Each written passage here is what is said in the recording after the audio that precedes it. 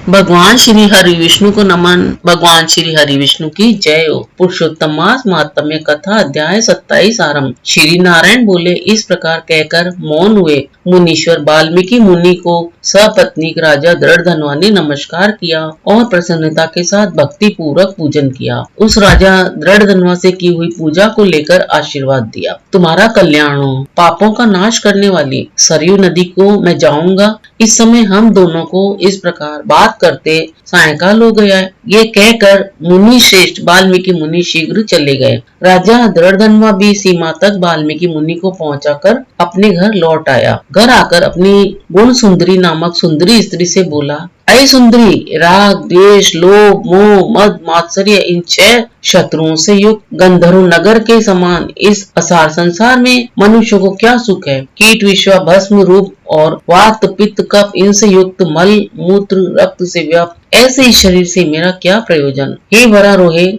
अध्रुव शरीर से ध्रुव वस्तु एकत्रित करने के लिए पुरुषोत्तम का स्मरण कर वन को जाता हूँ। तो वह गुण सुंदरी ऐसा सुन के विनय से नम्रता युक्त तथा शुद्धता के साथ हाथ जोड़ अपने पति से बोली, हे नृपते, मैं भी तुम्हारे साथ चलूंगी। पतिव्रता स्त्रियों के पति ही देवता हैं। जो स्त्री पति के जाने पर पुत्र के गृह में रहती है, वह स्त्री पुत्र वधु के अधीन हो पराये गृह में कुत्ते के समान रहती है। पिता स्वल्प देता है, भाई भी स्वल्प ही देता है। अत्यंत देने वाले पति के साथ कौन स्त्री न जाएगी। इस प्रकार प्रिया की बात को स्वीकार कर पुत्र का अभिषेक कर स्त्री सहित शीघ्र ही मुनियों से सेवित वन को गया। दोनों स्त्री पुरुष हिमालय के समीप गंगा जी के निकट जाकर पुरुषोत्तम मास के आने पर दोनों काल में स्नान करने लगे। हे नारद, वहाँ पुरुषोत्तम मास को प्राप्त कर विधि से पुरुषोत्तम का स्मरण कर भार्या सहित तपस्या करने लगे। ऊपर हाथ किए बिना अवलंब पैर के अंगूठे पर स्थिर आकाश में दृष्टि लगाए निराहार होकर राजा श्री कृष्ण का जाप करने लगे। इस प्रकार व्रत की विधि में स्थित हुए तपोनिधि राजा की पतिव्रता रानी सेवा में तत्पर हुई। इस प्रकार तप करते हुए राजा को पुरुषोत्तम मास संपूर्ण होने पर घंटिमाओं के जल से विभूषित विमान में आया। ऐसे तत्काल आए हुए पुण्यशील और सुशील सेवित विमान को देखकर स्त्री सहित राजा आश्चर्ययुक्त हो गया और विमान में बैठे हुए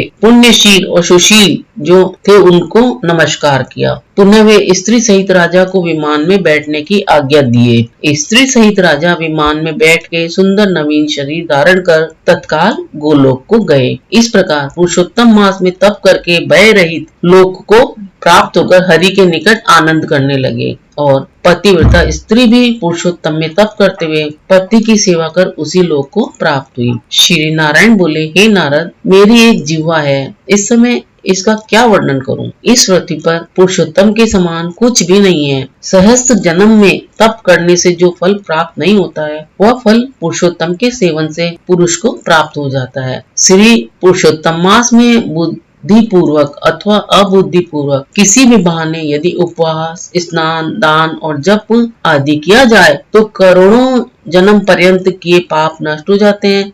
जैसे दुष्ट बंदर ने अबुद्धि पूर्वक 3 रात तक पुरुषोत्तम मास में केवल स्नान कर लिया तो उसके पूर्व जन्म के समस्त कुकर्मों का नाश हो गया और वह बंदर भी दिव्य शरीर धारण कर विमान पर चढ़कर जरा मरण रहित गोलोक को प्राप्त हुआ। इसीलिए यह पुरुषोत्तम मास संपूर्ण मासों में अत्यंत श्रेष्ठ मास है, क्योंकि इसने बिना जाने से ही पुरुषोत्तम मास में किए गए स्नान मात्र से दुष्ट वानर को हरि भगवान के समीप पहुंचाया।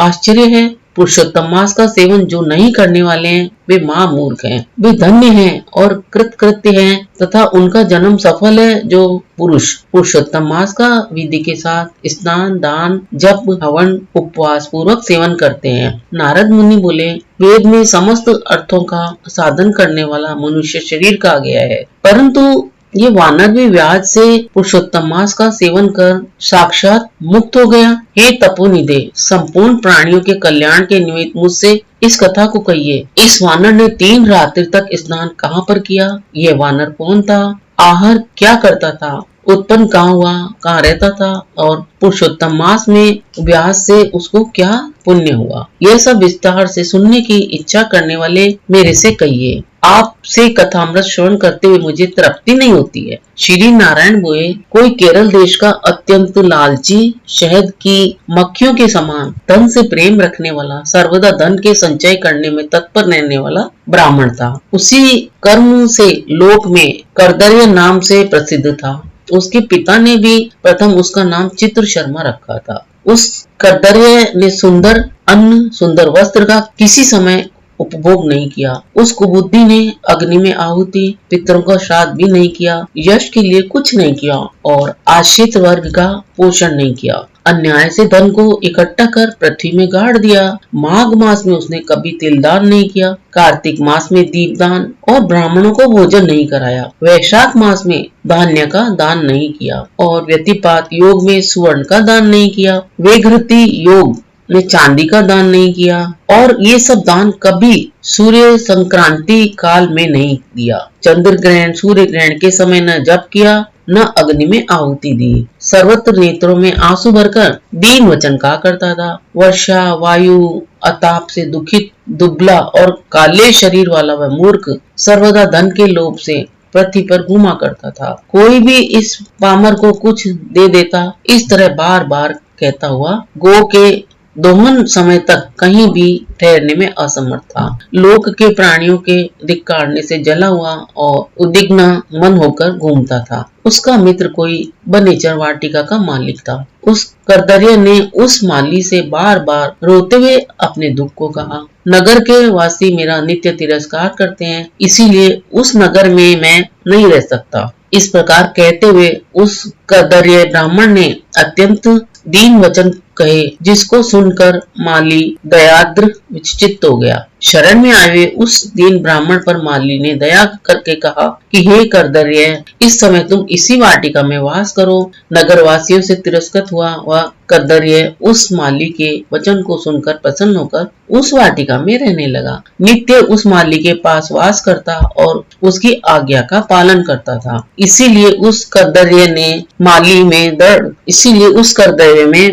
दृढ़ विश्वास किया और उस करदर्य में अत्यंत विश्वास होने के कारण माली ने उस करदर्य ब्राह्मण को अपने पास जो छोटा बगीचा था उसका माली बना दिया। इसके बाद उस माली ने यह निश्चय किया कि करदर्य हमारा आदमी है, इसीलिए वाटिका की चिंता को छोड़कर राज मंदिर का सेवन किया। राजा के यहाँ उस माली को बहुत कार्य रहता था, इसीलिए और पराधीनतावश वाटिका की ओर वह कभी नहीं आया। वह अत्यंत दुर्बल करदर्य उस वाटिका के फलों को आनंद से अच्छी तरह भोजन करता और लोभवश बचे हुए फलों को बेच देता था। निर्भय पूर्वक उस बगीचे के फलों को बेचकर सब धन स्वयं ले लेता था। जब माली पूछता था तो उसके सामने झूठ बोलता था कि नगर में फिरता फिरता, भिक्षा मांगता मांगता और खाता खाता तुम्हारे वन की रक्षा करता हूँ, फिर भी पक्षीगण इस बगीचे के फलों को महीने में आकर खा जाते हैं। देखिए, मैंने कुछ खाते पक्षियों को अच्छी तरह से मार डाला है। यहाँ चारों तरफ उन पक्षियों के मांस और पंख गिरे पड़े हैं। उन मांस के टुकड़ों को और पंखों को देखकर उसका अत्यंत विश्वास कर माली चला गया। इस प्रकार अत्यंत जर्जर और दुष्ट करदर्य ने वास करते हुए 87 वर्ष व्यतीत हो गए। वह मूढ़ वहीं मर गया और उसकी अग्नि और काष्ठ भी उसको नहीं मिला। बिना भोगे पापों का नाश नहीं होता है, ऐसा वेद के जानने वाले कहते हैं। इस कारण हाहाकार करता हुआ यमदूतों के मुद्गर के आहत से पीड़ित कष्ट के साथ अत्यंत भयंकर दीर्घ मार्ग को गया। पूर्व में किए हुए कर्मों को स्मरण करता हुआ, प्रलाप करता हुआ तथा बुद्ध अक्षरों में कहता हुआ कि अहो आश्चर्य है, मुझ दुष्ट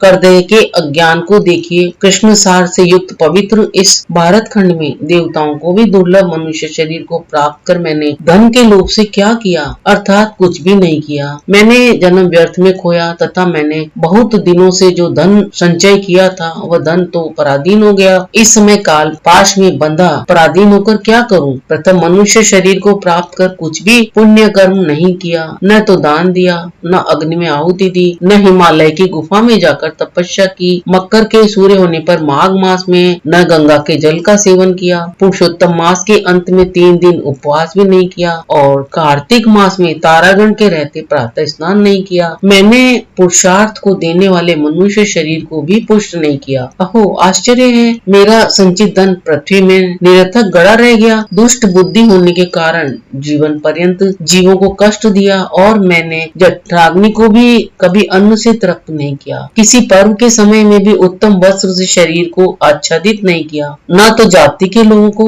न बंधुओं को, न स्वजनों को, न बहनों को, न दामाद को, न कन्या को, न माता पिता, छोटे भाई को, न पतिव्रता स्त्री को, न ब्राह्मणों को प्रसन्न किया। इन लोगों को एक बार भी मिठाई से कभी तृप्त नहीं किया। इस प्रकार विलाप करते हुए उस कब्देय को यमदूत यमराज के समीप ले गए। उसको देखकर चित्रगुप्त ने उसके पाप को देखा और अपने स्वामी धर्मराज से कहा कि हे महाराज, ये ब्राह्मणों में अधम कर्पण है। धन के लोभी इस दुष्ट कब्देय का कुछ भी पुण्य नहीं है। वाटिका में रहकर इसने बहुत पाप किया है। माली का विश्वास पात्र बनकर साक्षात स्वयं फलों को चुराया है और जो जो पके हुए फल थे उनको खाया और जो खाने से बचे हुए फल थे उनको इस दुष्ट ने धन के लोभ में बेच डाला। एक फलों की चोरी का पाप, दूसरा विश्वासघात का पाप। हे प्रभु, ये 2 पाप इस कर्पण में अत्यंत उग्र हैं और भी इसने कई प्रकार के अनेक पाप हैं इसके। नारद मुनि बोले, इस प्रकार ब्रह्मा के पुत्र चित्रगुप्त के